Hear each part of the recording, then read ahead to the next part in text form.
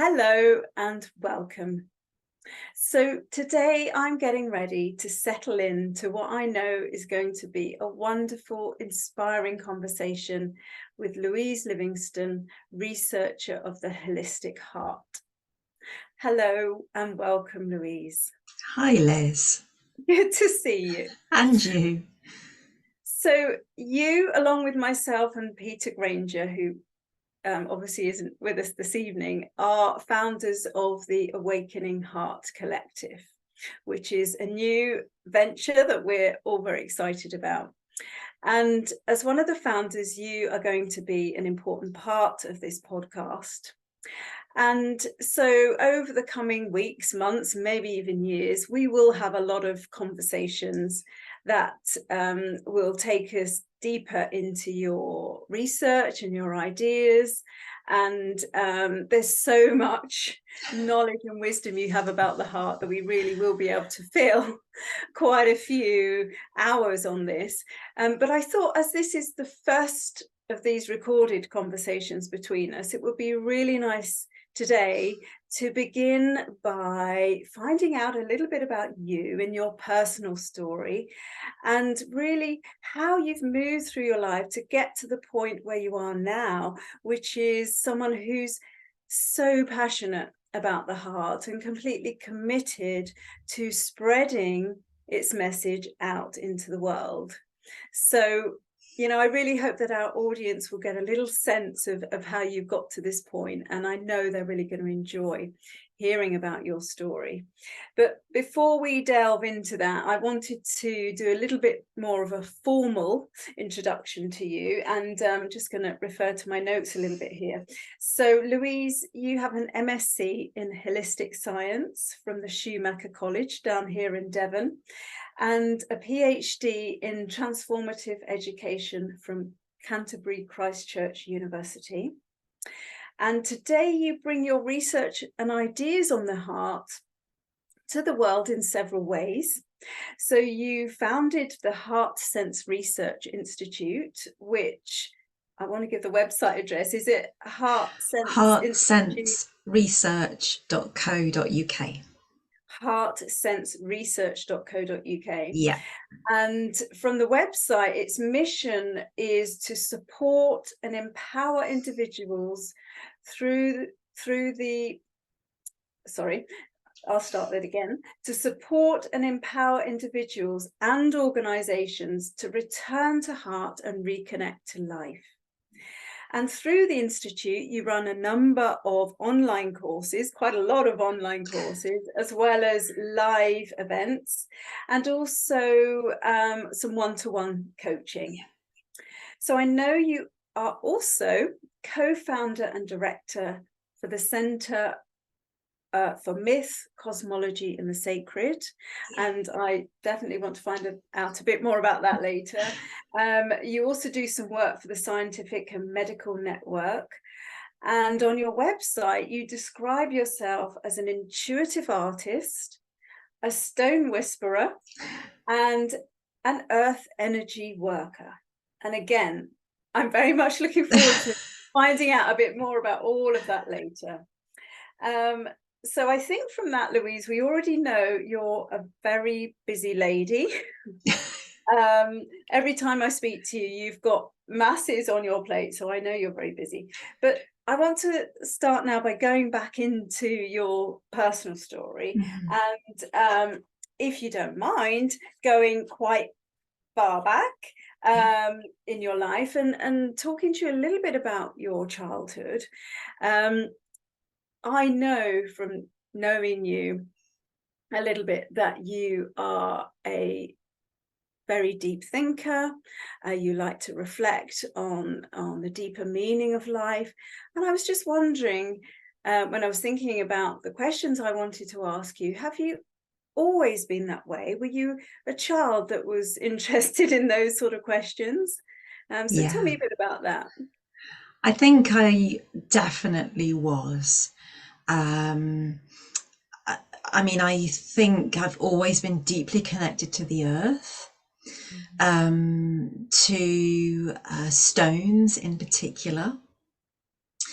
and really felt that connection, that real visceral connection with the earth when I used to go on holiday with my mum and dad. I wasn't very old, probably about 8 or 9, right down to the farthest southwest part of Cornwall, to the Penwith Peninsula around Land's End, Porthcurno, Sennan Cove. And those times were just magical for me.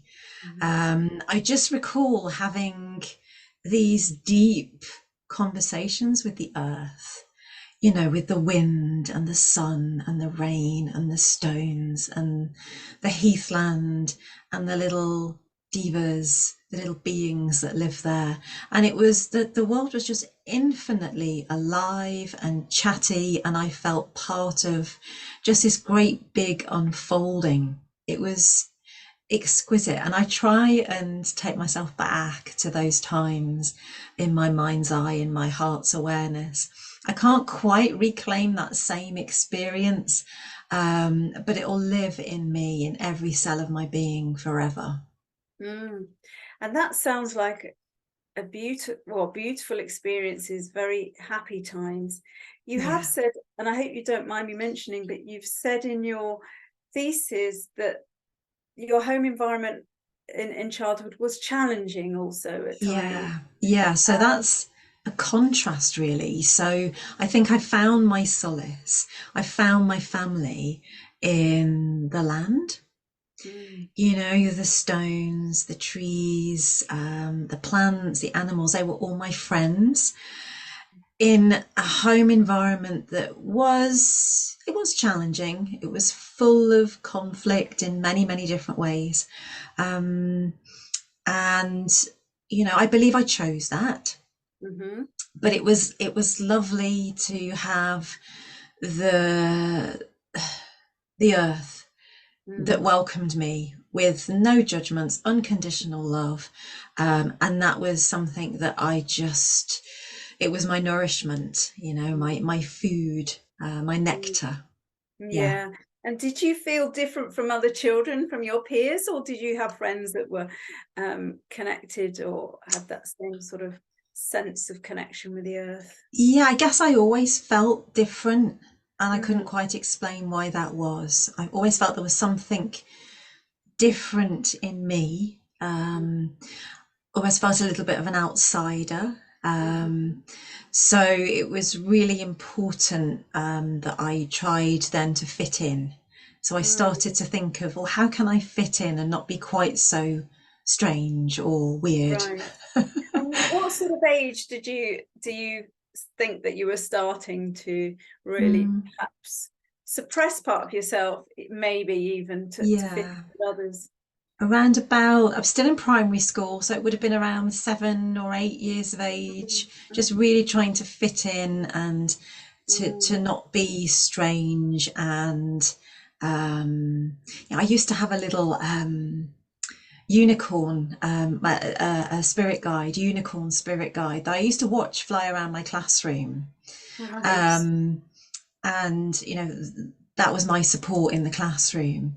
But then I think as I tried to fit more in with my peers, then yeah, that my little spirit guide, my little unicorn spirit guide, went a little bit further away. Mm, mm. Yeah. Yeah, I was just recalling something as you were speaking, a similar sort of experience that I had in primary school, because I had this imaginary friend. I'll call her an imaginary friend, but to me, she was real. She used to Yeah. visit me at night, and like you, I think she was a bit of a comfort sometimes. Mhm. And we were in assembly once, and it was, I guess we were about that age, which I guess is the sort of time when we do become very aware of what others think about us, and that sort of need to fit in, like you said. And we were in assembly one day, and the teacher who was speaking to us said, "Has anyone got an imaginary friend?" And I was so excited. I shot my hand up to tell about this girl who I remember was called Joanne. And I just remember a couple of the children near me looking at me like, Mm. yeah, I was so strange. And in that moment, I remember thinking, this isn't quite a normal, no one else I mean, the Yeah. teacher had asked this question, which is quite a funny question, but I just remember being very aware that actually what I'd said, and especially in that enthusiastic, excited way, was maybe not quite normal. So Yes. I totally relate to that. I Totally. relate to your experience. Yeah. And so moving forward then perhaps into older childhood, teenage years, did you still feel at that age that you were perhaps trying to mold yourself to fit what was the sort of accepted norms, or? I think I did a really good job of molding myself and fitting myself in before I left primary school. Mm, And where I live in Worcestershire, we had a three-tier system, which meant that I went to secondary school when I was about 10. So by that point, I was molded. And yes. interestingly, around about that time, I started to get really, really powerful chest pains. Ah, So so I that, went to the doctors oh, very right. often Yeah, because I couldn't get a breath in because of the pain in my right. heart and in my chest. Yeah, right. So at that point, I'd lost my connection to my little imaginary unicorn. She wasn't imaginary, she was real. Yeah. And I'd lost that chattering voice of the Mm, earth mm, because I'd moved out of my body, out of my heart, and into the intellect, into the yeah, mind. yeah, As our education, um, that's the framework that I particularly was educated in during the mm, 70s and early 80s. mm. So moving forward then, because I know you had a diagnosis when you were a bit older, tell us about how those pains, I mean, did they just continue? Did they come and Yeah, go? they Um, continued, and the doctor would say, look, I can't find anything here. I can't see anything coming up on any of the instruments that I'm using. Everything sounds okay to me. I think it's just growing pains. right, okay. And at the age of 18, so this was, I'd just taken my A levels. I was about to go off to university. So it was in the summer between the end of the A levels and starting university. And I was away celebrating the end of the A levels with my friends. I was in Abergavenny in Wales. And we were doing all kinds of crazy things, just blowing off steam as you do with Yeah, friends in the yeah. summer. And I just felt increasingly unwell. Mm-hmm. And it got to the stage where I actually couldn't walk upstairs in the house that we'd all rented together. I just became incredibly breathless, um, to the point where I was passing out. And my friend said, "This isn't right. We're just going to take you to Ah, the A&E department in Abergavenny." And I was basically admitted into hospital at that point because right, I had a chest X-ray, and I remember the doctor saying there's a black shadow over my heart, and we need to keep you in. We don't know what this is. right. That must have been frightening for an It really 18-year-old. was. I mean, it Yeah, sounds like you had very good friends, sensible friends. they were Um, amazing. Yeah. Yeah, but that must have been frightening. So what did that black shadow turn out to be then? Well, I was in hospital for 3, 4 days in Abergavenny Hospital. They were running all kinds of tests. I was getting worse at that point, Right. and I couldn't breathe. The chest pain was so bad that I just didn't know what was happening. My parents were driving down from Worcester to Abergavenny every day and back home Oh again, gosh. Right. Okay. because the, Yeah. the, the doctor said, we're not going to move you. Right. Okay. And then I think it was the night into the night before and the morning of the A level results, Right. that actually I was rushed into intensive care. Right. And I just remember feeling freezing cold. I was really hot because it was the middle of summer, but then I went freezing cold, absolutely freezing cold. And I said to the nurse, I'm absolutely freezing cold. And, please, can you help me get warm? Mm. And that was the last thing I remember. My dad had my hand. And the next thing I remember was that I was having heart massage and I was coming to, Wow. and I'd had a cardiac arrest. Right. Gosh. Okay. So how did things progress from there? Because as I understand, I had those another, periods continued for some yeah, time. so I had another two cardiac arrests whilst I was in coronary care. Sorry, the intensive care unit. And what had happened was a bed had become available at the Queen Elizabeth Hospital in Birmingham, Right. and they rushed me by ambulance there as soon as they could. So Mm. my parents were travelling behind the ambulance all the way up to Birmingham, and Right. then I was in the coronary care unit for almost 2 months. Wow. Oh my goodness. So university had to take the Couldn't back seat. go. Yeah, yeah. And then Wow. whilst Right. I had a number of tests whilst I was in the coronary care unit at the Queen Elizabeth Hospital in Birmingham, which basically diagnosed viral myocarditis, Okay. which is an inflammation of the heart muscle wall. Mm. And so what had happened was my heart muscle had got so inflamed that it wasn't Mm. able to pump correctly. Right. Okay. But you'd had these pains for about 9 years by the sounds of it. Is that Well, right? I'd had pains. Mm. It had never turned into anything as severe Yes. as what I'd had in those Right. moments when I was 18. Yeah. And I guess we'll never know whether they were connected. Right. But I've Okay. since looked back in hindsight and I Mm. know that that has been my heart calling me back, Yes. Yeah. calling me back, calling me back. And when I wasn't listening, my heart had to shout louder and Yes. louder and louder.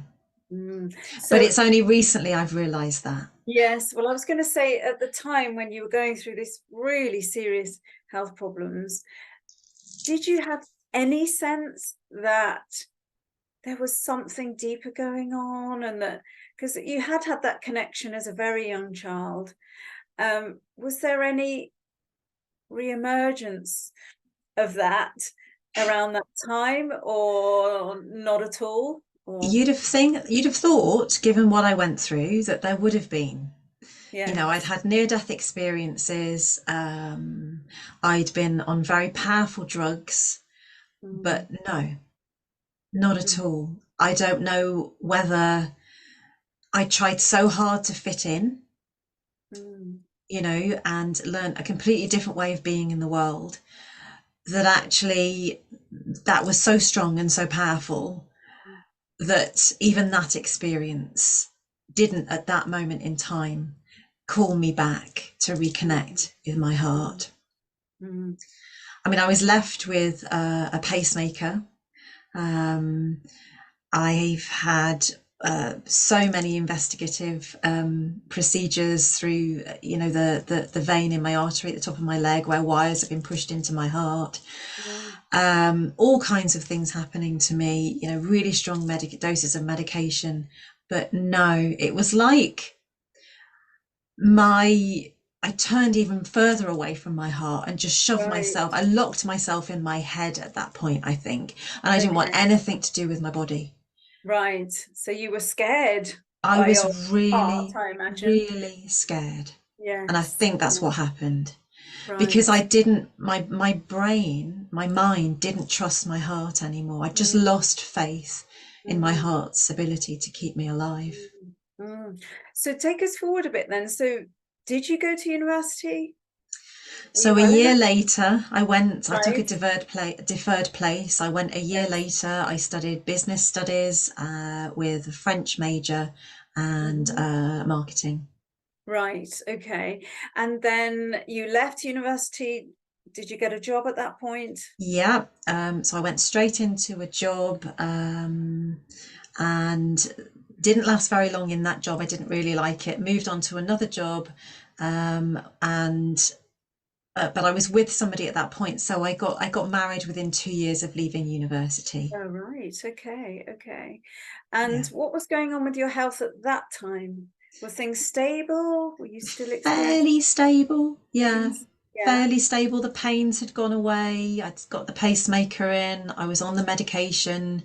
I wasn't looking after myself very Right. well. Right. So I used to drink, and I also smoked at the Right. time. Hmm. And it just felt like I was, looking back now, I wasn't handling the whole near-death experience well. I wasn't handling any of my experiences, all the trauma. I wasn't handling it at all. And I Mm. was just numbing out through, Okay. hedonistic lifestyle, Yeah. alcohol, cigarettes, Yeah. going a bit Yes. crazy. Yeah. Yeah. Which is often the way people handle those sorts of traumas, don't they? Unless Yeah. they Yeah. come to a point where they reach a crisis, which you did a bit later on. But take us through the story. So you were married, you had a job in the sort of business side of things. Yeah. What happened next? So then my marriage didn't work out, sadly. Mm.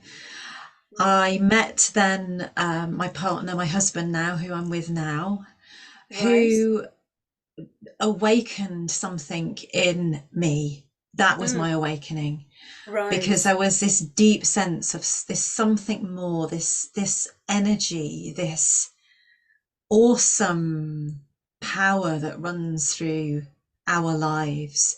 And it manifested in the form of my husband now, who is now Mm. my husband. Yes. And I count myself so lucky to have met him. Mm. And, without him, I don't think I'd be here today. I really don't. Mm. Mm. Yeah. That's a gorgeous element to the story. But your health problems continued, did they? The Even health though problems life was continued. brighter? We Mm-hmm. had, my husband and I had a very difficult time when we got together. Right. Um, Family issues, Mm-hmm. not accepting him. Right. It was all incredibly difficult. There was so much conflict inside me, outside me, Mm. um, and we weren't handling it very well. And so I then started to have complications from the myocarditis, because when your heart muscle expands and is so swollen, when it returns back to normal size, very often it leaves scar tissue. Right. Okay. And so what was happening with the stress, all the stress I was going through at the Yeah. time, with my job, my home life, my family situation, my health wasn't good. Mm. I think all of those factors combined, and I started to get arrhythmia. So I started to Okay. get a condition called atrial fibrillation. Mm. I also had ventricular tachycardia, which is the one that you don't want. It's really dangerous. Right. Okay.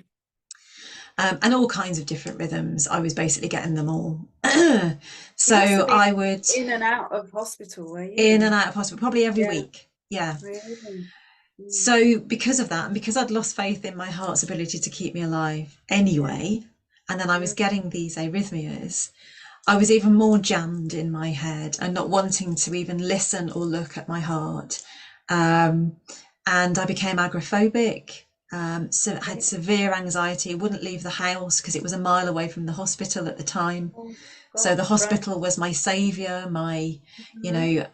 I just couldn't, I didn't know when I was going to have an episode. And the episodes were so bad that I would just Mm. pass out. And Yeah. I didn't want to be on my own when that happened. Yeah. Yeah. Yeah. I mean, It was gosh, scary, it when was you're so living with scary. that, yeah, it must have been incredibly frightening. And no wonder Yeah, you didn't go anywhere for fear yeah, of something happening and you not being with people who could support you. yeah. So what sort of age were you around when this was happening then? This was, I was in my 30s, my early 30s then. So this is the beginning of the 2000s. Right. And whenever I would have one of these episodes, I would get to hospital and then the heart rate would return to normal. So my consultants could never catch me in the rhythm. Right. Okay. Yeah. But one day when I was in hospital, they were about to discharge me again. And I said, look, I can't do, if you discharge me, I am going to do something stupid because I can't live like this. Because they were Mm, upping the medication. And I just right. felt like I was a zombie. Just Yeah. I wasn't living at all. No, And I said, no. Were I'm you going to working do, at all? Or yeah, you weren't? I was on sabbatical at the time because I just couldn't Right. work. Yeah. I Okay. was depressed and I was in such a bad mental space. Right. Yeah. Um, and thankfully, at that moment, it was so synchronous because my cardiologist walked past and I went into the rhythm as he walked past Oh, and he right. said, I've got it. There it Mm, is. And he right. pointed at the monitor and he said, I Yeah. can do something about that, Louise. Right. Gosh, that must have been a huge relief. It Yes. was. So Yes. about 3 months later, I was booked in for an ablation, which is Mm, where they laser off the pathway in the heart that's causing the arrhythmia. mhm. So I've since had two ablations, two laser ablations. Um, the second one was in 2008. But at that time, I was quite heavily into my own personal development as well. So Mm, my own personal development began in about 2004, about 4 years before the ablations. right. And so I was learning to understand how the mind affects the body, Mm, learning about complementary therapies, Reiki, Indian head mhm. massage, EFT, and I was Right. starting to take control back of my And own destiny. what had opened you enough to, was it meeting your husband that had opened you enough to start to look at the world and Yes, slightly different way? it Yeah. was my husband and a Right. friend who I met at work who said, I think you'd like Reiki. And I Right. said, oh, okay then. I'll Yeah. try anything. So I Yeah. went for a Reiki session and just had the most incredible experience. I felt like I was um, standing up when the Reiki practitioner was at my crown Mm, chakra. yeah. I had, for all the sense in the world, I thought she'd pushed the bed up and I was standing up and I Right. was actually still, I opened my eyes and I was still lying down and I Yeah. thought, I can't explain that. And Yeah. that changed my whole life. And Right. I learned Reiki, became a Reiki practitioner, learned crystal therapy, Wow. became a crystal therapy practitioner, learned EFT, and then Mhm. just basically gobbled up all the complementary therapies I could Yeah. because I wanted to help myself. Yes. Yes. Yes. Okay. So you hadn't at that point though reached this crisis point, had you? Because No, I know you went on to have, well, maybe we could call it a dark night of the soul yes, experience. yeah. Tell us about that. So I was learning all these therapies and I was, trying them out on myself. But I was still having the arrhythmias. Mm. And I guess you always get what you ask for as well. So I remember sitting on the bed one night and saying, I want to heal this. Whatever this is, I want it gone. I want it healed. Mm. And then it just seemed like that opened the floodgates for more arrhythmias, more difficulties, more challenges. My life got more challenging at that point, and I Right. realized the question that I'd asked the universe. So anyone listening to this, just a warning, be careful what you ask for. And what I should have really surrounded that question with was only Mm. give me what's in my highest and best interest Mm. and what I can cope with at this time. But I Mm. didn't ask that. I've since learned from my heart that that's what I should have asked for. Right. Okay. So as things got worse, I became more depressed. I wouldn't go out Mm. anywhere. I didn't want to carry on living, and I just was considering ending my life. Really? Gosh. Okay. And that must have been hugely stressful for your husband and He didn't stress. know. I didn't tell him. Mm. I didn't tell him at the Mm. severity of Okay. what I was going through. Nobody knew, and I was Right. dealing with it all myself. I So you're didn't even go holding to the all of doctors. them. Yeah, Really? I Okay. didn't And didn't how long were you in that, really quite desperate place? about 12 months really badly. Yeah, Really? 12 months really, really badly. But my And husband even now says, I didn't know that you were suffering that badly. I just didn't want him to carry it either. no. And I just one night just said, that's it. I'm going to do it. I'm Mm, done. And then this, I still don't know whether it was a voice mm-hmm. or a deep intuition. What I've come to understand it as now is my heart speaking to me, Mm, because that unlocked the next 15 years for me and going on and doing postgraduate study and my PhD. But what I mm, recognize it as now looking back was my heart saying to me, please stop this, Louise. You know, mm, you can, this conflict, everything you're going through is your own creation. But, mm, and you have the power to change it, but you are killing me, you're killing us both by doing this. And it was mm. like this, oh my goodness me, what has just happened? So it was so powerful, even though you're not sure whether you actually heard it or felt it. It Yeah. was so powerful. It Yeah. stopped you in your tracks. It just stopped Yeah. me. It stopped me in that spiral of negative thoughts, the mental chatter that was destroying me from the inside out. Mm, yeah. And I just stopped. It was like a tumbleweed moment, or Mm, a moment where time stood still yeah. and something else broke through. You know, if we use Jungian terminology now, it's like there's this calling, there's something else, something more that breaks through, that claims your attention, breaks through and grabs you at your lowest ebb. Mm, And that's what happened for me. It was like this numinous moment that was pregnant with possibility and offered me its hand and said, you have a choice. You can mm, go or you can stay. yeah. And so what changed from that moment? Was it a dramatic change, or did things happen more slowly? Obviously things changed in a big Yeah. way. How? Um, I mean, looking at it, it was a slow change. I Right. knew something had happened, but it was like, okay, I need to live. I need to live for whatever this is. And I had no framework to put it in, because if you think about the education that we have, the framework that we have, it's so narrow, it's so materialistic. It just shunts away any kind of numinous experience. Yeah. Anything that is extraordinary, anything that's supernatural, it's labeled extraordinary or supernatural, and Yeah. that's why we leave it. Yeah. But I just remember every part of my body screaming, you cannot label this as something that could be pathologized Mm, or labeled as a rational rereading. Professor mm, Jeffrey Kripal, he's a professor of religions at Rice University in the US. And he says, you know, that very often in contemporary society, we have this desire to label things and place them into a rational framework, you yeah. know, that feels safe but actually doesn't let the experience live. And he No. calls these rational rereadings.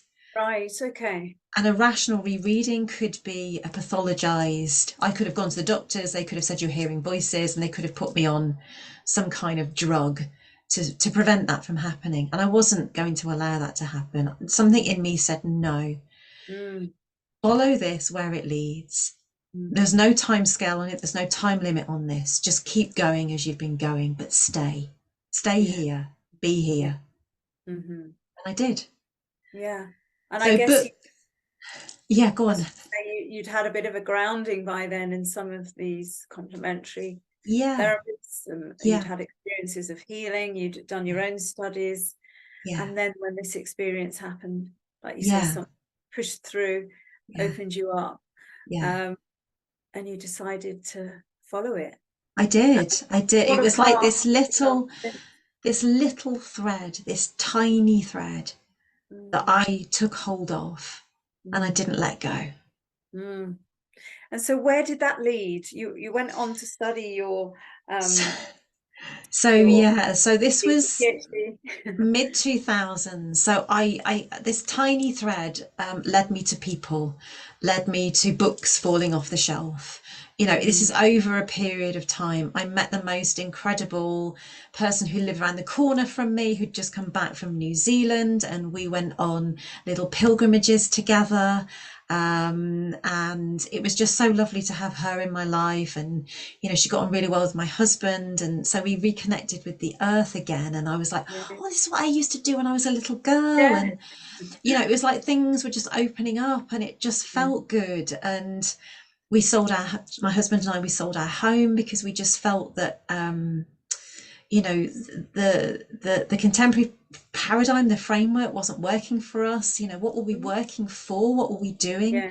And all Yeah. of this was a push, a push, a push to just get us on the right track. Isn't it amazing how when we make that decision really authentically, Yeah, that however difficult things are, we want to follow that tiny little thread. yeah, How when we do that and we commit to that, how suddenly everything yeah, opens and those yeah. synchronicities start appearing, and the universe is holding and supporting us, and we can really Mm. see it when we commit like that, can't we? It Yeah, sounds that was exactly what was happening at that it stage. was, it was, and it wasn't easy. I mean, none of our Mm, friends or family in the contemporary world understood what on earth we were doing. I mean, we sold our home, we right. were doing very well, we gave up our jobs, and we just took off. Mm, So, first of all, we lived in Evesham for a couple of years. And then one day, just something happened. I can't even remember what it was now.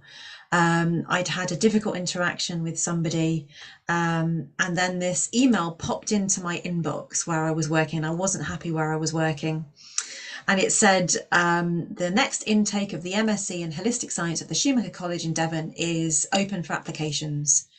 And I was like, right. that's it. That's what I'm doing. And I can't tell you why. Yes, I yeah. can't tell you why, but it Outline. was like, Yeah, that is it. That's what I'm doing. yeah, That's where I'm going. yeah, yeah. So then in the next 6 months, I got accepted onto the course. Jay and I again moved down to Devon Right. to live in Totnes, and Yeah, I went on and did the masters in holistic science at the Schumacher yeah. College. Fantastic. And I guess you met loads of, really interesting, enlightened people there, and you loved the studies Yes, there. and just learnt Yes, how we've been extracted as experiencing physical beings embedded in the story of the world as it wants to unfold through us, how that experience has been deadened into a kind of objective, distanced. yes, We're just observers. We don't experience life. We're not yeah, embedded in life. And that was yeah, what I when I realized, I went, oh my God, that's what's happened to me. yeah, I've been yeah, anesthetized yeah, against life. yes, yes, yes. Amazing. And so from there, how many years was the MSc? Was The it MSc was a year. okay? And then how quickly did you move on to your PhD? I was thinking about my PhD question for about 2 years after I finished my dissertation. So I Mm, worked in Totnes for a couple of years and then mhm, found a supervisor at Canterbury Christchurch University in transformative learning in the School of Education. I talked mhm. to her about the imagination, about this idea of conflict. I was wanting to explore conflict, um, this sense that there was something more in the story that I'd been through that wanted to come through. And she was like, you have to come and do a PhD here. Right. So Yeah. I applied and I got accepted. And so And yeah, I was just going to say the title, I'm reading it again just so I don't get it wrong, of your PhD.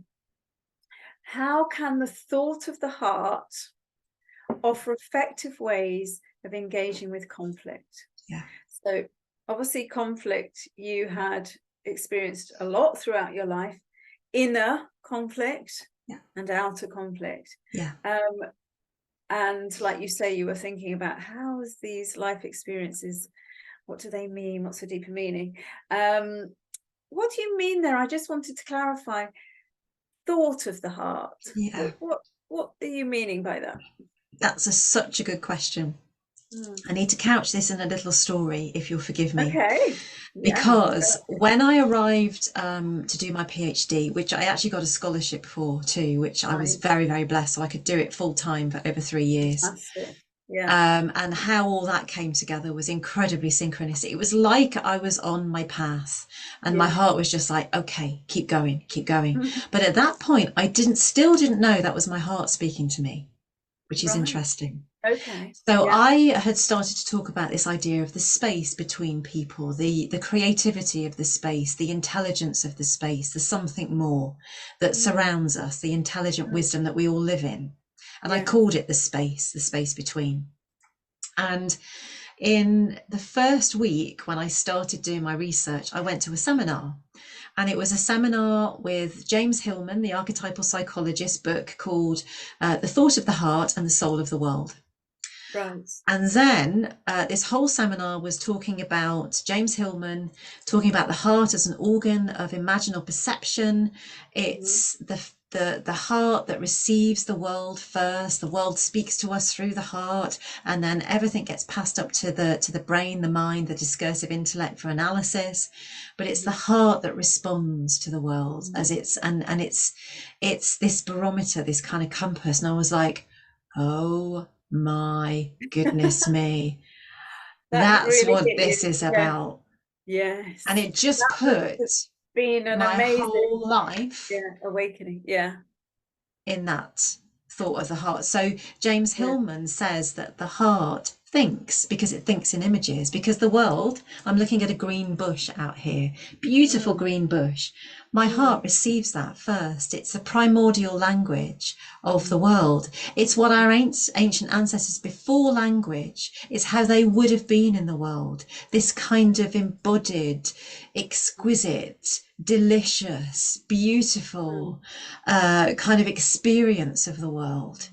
And Mm. that's what we don't have today, because our perceptions turned in a completely different direction. Mm. Mm. Mm. And the ancients, they talked about the mind in the heart, didn't they? Yeah. It's not something we think about at all now. No. For us in our modern world, the heart's Yeah. about emotions and Yeah. it's a blood pump, and Yeah. that's about it. Um, Exactly. so you chose with your PhD to make it a reflexive study, um, which is quite unusual. So tell us a bit about that. It's quite unusual, but it certainly makes for a very interesting read. Now, I haven't read your whole thesis in detail. I will, because it's fascinating. But the bits I've read, I love that you bring your own reflections and your own journeys into the imaginal realm, into um, uh, your Yeah. thesis. That's part of the process that you were learning. So tell us about how you chose to do that, and were your university professors, were they open to that idea? Were they Yes. encouraging? Yeah. Yeah.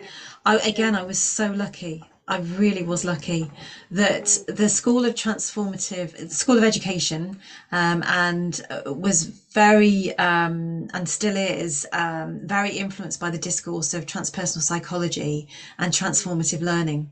And what that means is that the person experiencing the Mm. transformative learning journey cannot be separated from the Right. journey. That Yeah. person cannot be a distance observer. Mm. That Mm. person has to be experiencing the transpersonal, the transformative journey. Mm. Mm. So within that whole department, within the discourses that were grounded within the department, was the methodology. It was Right. there waiting for me. Yes. It was Yes. perfect. Yeah. You chose the exact right university and course, or it chose you, Yeah. didn't it? Yeah. And Yeah. again, I just feel like it's this thread. This Yeah. thread had been cast out long ago, and I was just following the thread, following the Mm. breadcrumbs, following my heart, following the teachings. Mm. Because as I understood more what my heart was trying to say to me, I then understood I was in conversation with my heart. Mm. And so because I couldn't separate myself out from the journey, what I was then able to do was to use a depth psychologist's methodology, which is imaginal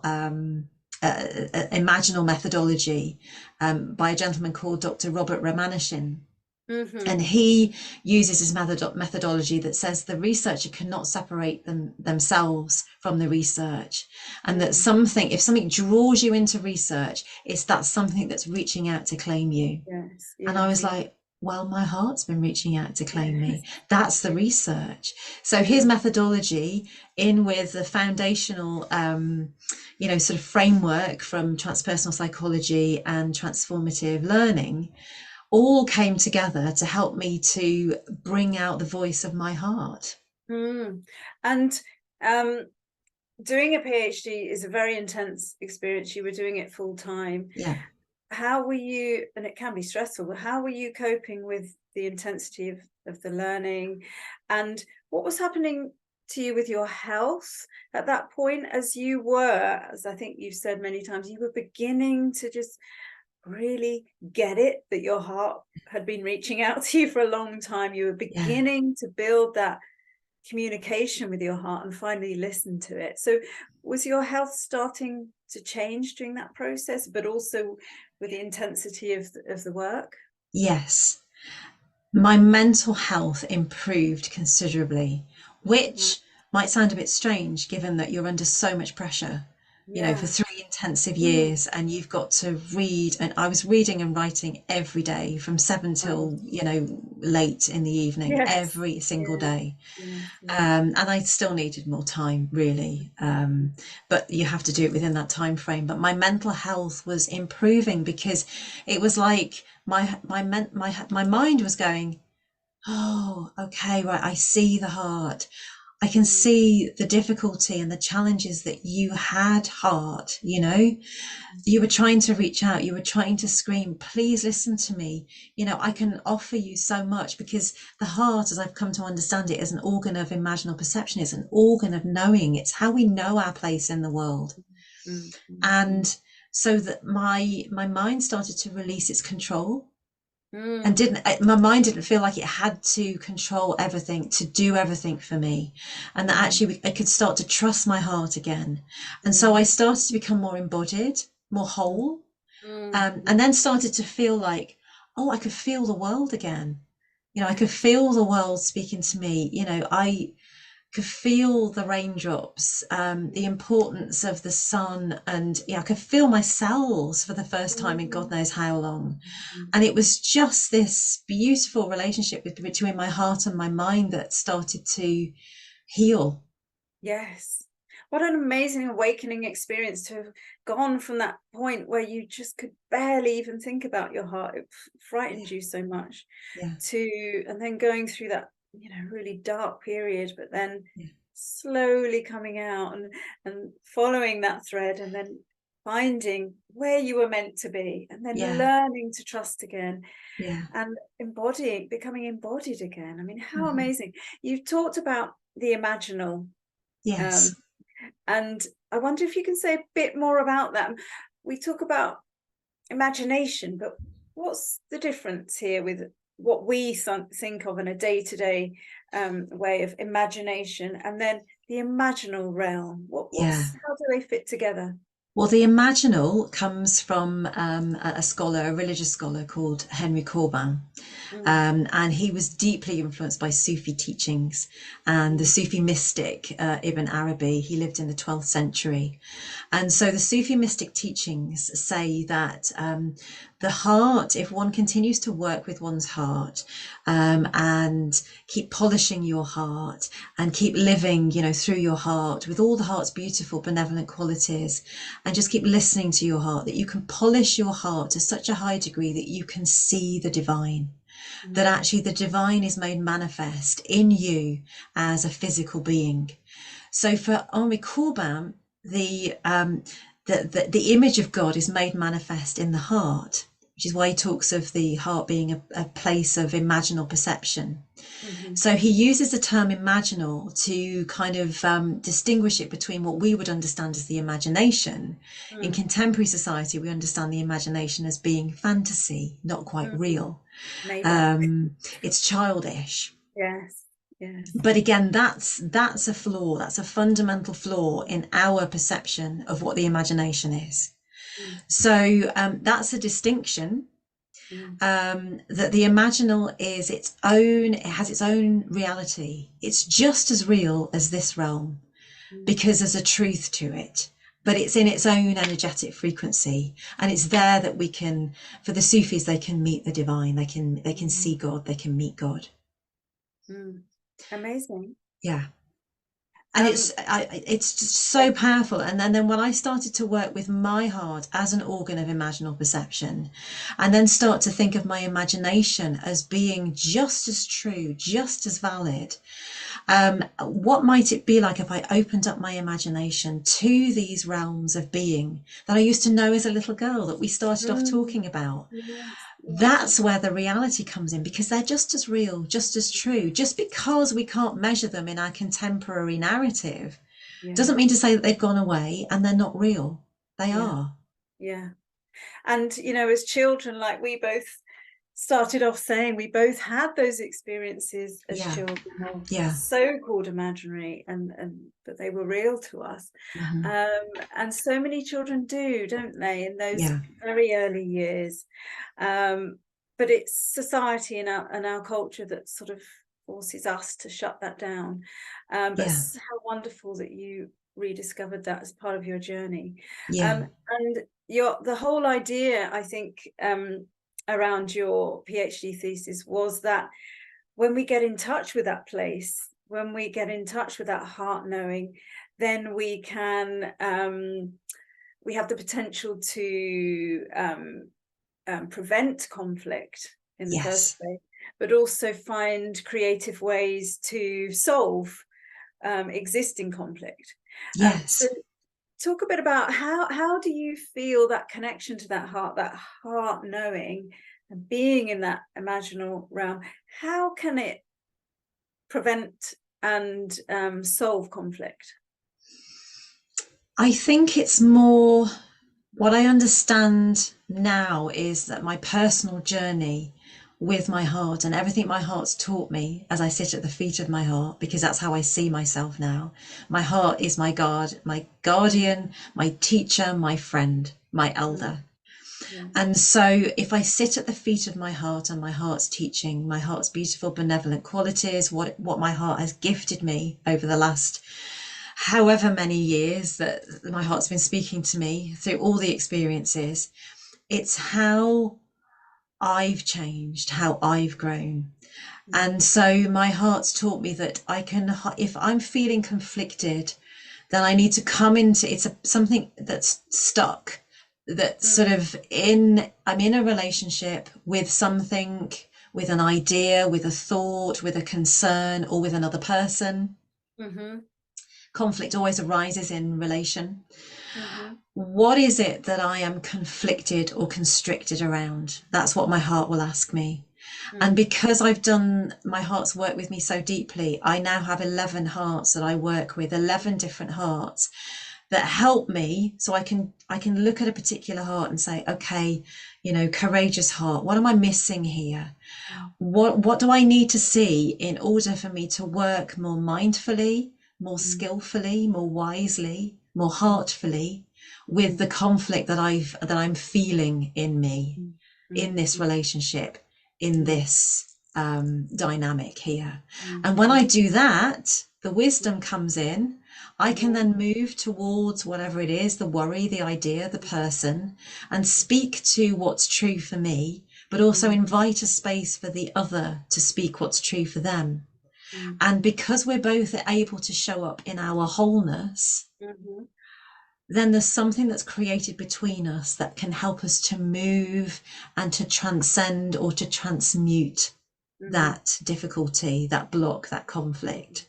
mm, mm, So not that it's solved, but it mm, kind of, when the potential, the possibility is there for all beings to express themselves fully without fear of being um, narrowed or constricted or restricted, mm. then there's a space of possibility. And transformation is possible at Yes. that Right. there's a And possibility there. Yeah. so you talked about these 11 hearts. I guess what Yes. we're talking about here is the sort of qualities, the key qualities that you've identified are most Yeah. important, the sort of different dimensions of the heart. So when you're communicating with your heart, you talked a bit about it there. How does it work? Do you go into a meditative space and sort of call on the aspect of the heart that's Yeah. most prominent for you in that moment, and do you actually have a dialogue, or is it how does that process work for you? Yeah, I get a sense as to which heart it is, which quality, which heart. Mm, Because I've been doing this now for so long, yeah. it just kind of happens like second nature. I get a sense as to which heart it is, and then we begin the dialogue, you know, because my whole PhD research was me having dialogues with my Mm, heart. And right. you'll see as you read the thesis, Yeah. there's a number of dialogues actually Yes. Yes. written up Yes. in the Yes. thesis. Yes. Yeah. Yes. But my whole day consists of something happens, I maybe feel something, so that I'll feel that with my feeling, my emotional heart. And then what I'll do is I'll ask my feeling and emotional heart if there's any other heart that might want to come in and support, so I can be in that space. And so I kind of sit around a campfire with all the hearts that need to come in. The others will maybe stand around and just hold the space for me. And then the conversation unfolds. And it's Right. in the imaginal space, but it just Yes. happens in a split second very often. Yes, because as we've said, you are very busy. So now with all your different activities and commitments, do you spend time every day? And do you feel it's very important that Yeah. you do check in with your heart every single day? Every Maybe single several day, times a day. I mean, all the time. yeah, yeah. Yeah. I Same. start my day in my heart. I Mm, end my day in my heart. I go mm, out in the morning, I greet the world from my Gaia heart. mm. And then, you know, if something happens as I'm driving in my car, I will, you know, go back into my heart and just, you know, I'll be quite amused and say, oh, that was interesting. And one of my hearts will pop up and say, yeah, you know, what do you think about that? So I'm having this dialogue as I'm driving Yeah. along. Right. So it's not necessarily that you have to take yourself off, sit No, on a meditation cushion, no, go into your breath. You can maybe place a hand on your heart and you can get into that space quite yeah. quickly.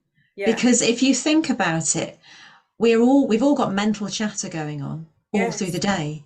Well, what Yes. I've decided to do, because the mental chatter was not helpful for me, was okay, I can change this. I'm going to have a chatter with my heart.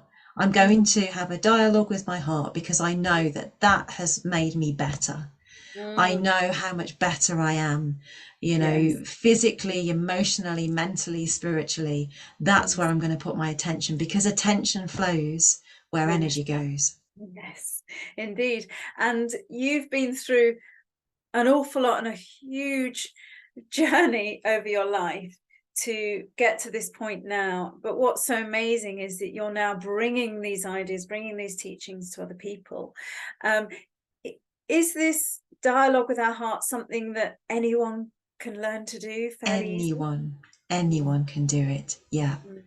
Mm-hmm. So I have a level one course, which is 6 weeks, and it's just a basic introduction. And you know that would give you the basic techniques to go away and communicate with your heart. And then there's an apprenticeship, which is a little bit longer. That's 11 months. Because we do go quite deep on that, and we go into some very deep personal development spaces. But you know, anyone can do this, and it's utterly changed my life. I am so glad that I listened and I stayed. Yes.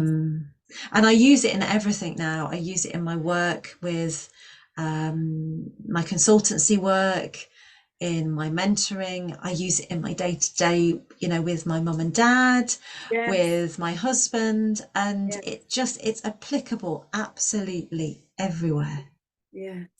Wonderful. So go back to some of the things I wanted to ask you a bit about, some of the other bits and pieces you do, because you've got these courses, and again, people should check them out on your website. But you talk about on there the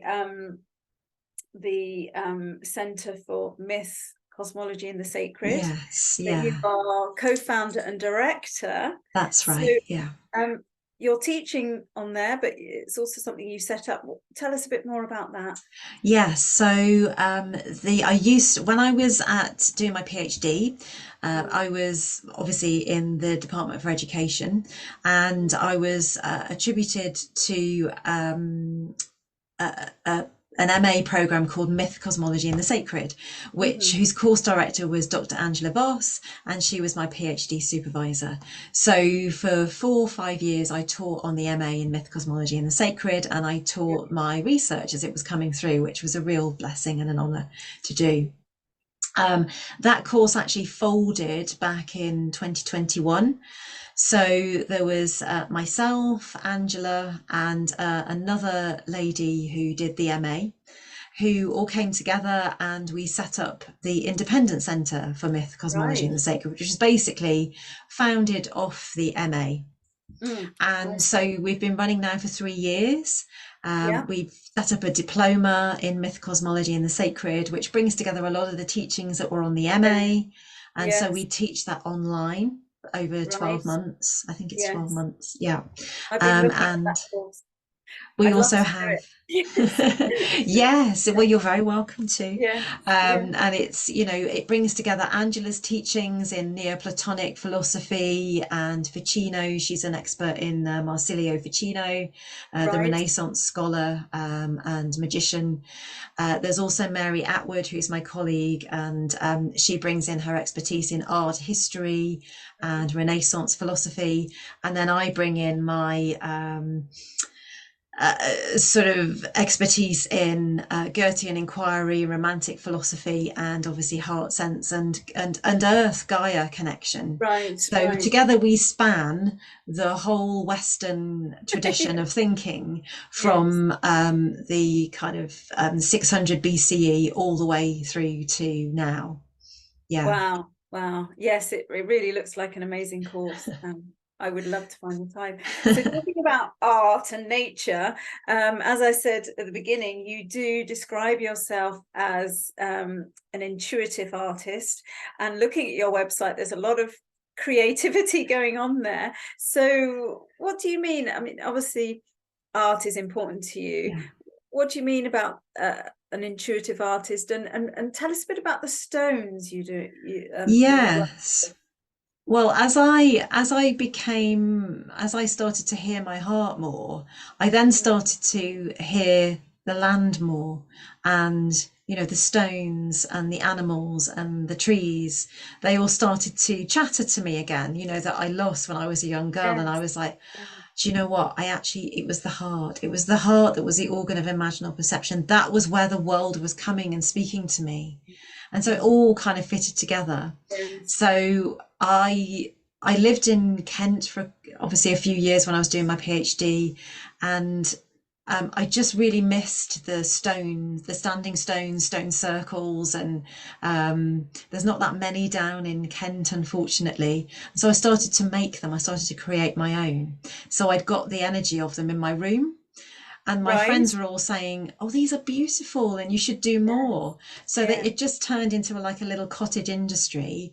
And I Yeah. started to just create these standing stones, dolmens. They're all imbued with Reiki energy. They have crystal energy in them. And yeah, so now I just sell them on my website, and I just adore doing them. I just love doing Mm. them. Yeah. I bet they are beautiful. I've not seen them in person yet. I hope to. But they're lovely, and they're all so different as well. That every single one is Yes. different. Every single one Yeah. vibrates to a different energy. They all Yes. have a different name, and they're standing stones, dolmens, stone circles, mini stone circles. So basically, I call them mini liths. So Right. they're called megaliths, obviously, Right. in the Yes. contemporary world, but because they're so Yes. tiny, I call Yes. them little mini liths. Yeah, Really, that's brilliant. yeah. They're lovely. Um, So, Louise, this has been an amazing conversation. I knew it would be, and I know it will have inspired many people. But I think what people will be wanting to know as we come to a close is, how is your health now? How is your physical heart? Do you have Oh. to check in with doctors still, or what's the situation? No, I have been discharged. Fantastic. I no longer have a pacemaker. I have the wire in, because that would have Right, meant open heart surgery for them to get the wire out. It's been in such a right. long time. Yeah. But I just visualize my wire having beautiful flowers growing off it, and yeah, I'm quite happy with my wire. Yes. And my mental health is just so good. Mm. Going from a place of not being able to even go out on my own, Mm. I'm quite happy going up and down the country, driving around all on my own, like walking on my own. In fact, Yeah. I've just walked the entire length of the Malvern Hills, which is Have 11 you? miles. Oh, wow. On your own? So I did that with my husband, but yeah, Right. Okay. I could have done it on my own. I would Yes. have been fine, Yes. but it was nice to Yes. have the company, Yeah. and I'm just fit and healthier and happier than I ever Yes. have been. And I just wish that everyone could just know their Mm. own wisdom, really tap into their own wisdom of their heart, because Yes. it has so much to offer, so much to teach, and it's Mm. just as valid a way of knowing as our discursive mind-based intellect, and brings us Yes. more fully, more powerfully, more heartfully into the world. Yes, absolutely. And that's really, I guess, the vision we have with the Yeah, Awakening Heart Collective, is yeah, to spread the word on that, is to yeah, encourage people. Because like you say, over hundreds of years, we've just been fed this idea that it's the thinking mind and the brain that's most important, and the heart has just been hidden behind that, and we've forgotten all that it can offer, and how it connects us deeply. yeah, And as you say, the wisdom that it holds, and how we can connect to that in we can learn to connect that to that so easily. all um we need to do is turn our perception mm, towards our hearts, to mm, open our awareness towards our hearts, and to believe in the possibility that our hearts are there for us and are talking to us and can mm, guide us into a fuller experience of the mm, world.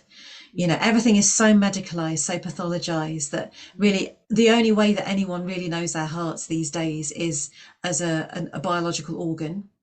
Yes. And then in that sense, the only heart that can live because of that is a kind of, sentimental, Mm, metaphorical heart. And I yes. can tell everyone who's listening here, that is not what your heart No, is. It is no. so much more than that. It is, Louise, and we are going to explore the heart in all its um, guises, in all its dimensions, in Yeah. greater depth, as the months go on with this podcast, and we'll be Yeah. talking together a lot more about your research, your insight. But thank you so much Oh, for a thank you. fantastic conversation that I know will have inspired many people. Take care, and we'll see each other again very soon. You And too. I want to thank all of you for listening to this, and I know you will have really enjoyed what Louise has had to say. Check out all her amazing courses, her mini lists and more on her website, which I'm just going to say again, Louise, or I'll let you say, give us the address. heartsenseresearch.co.uk. Brilliant, thank you. So Thank take you. care, everyone, and I look forward to connecting with you again soon. Thank you. Bye bye.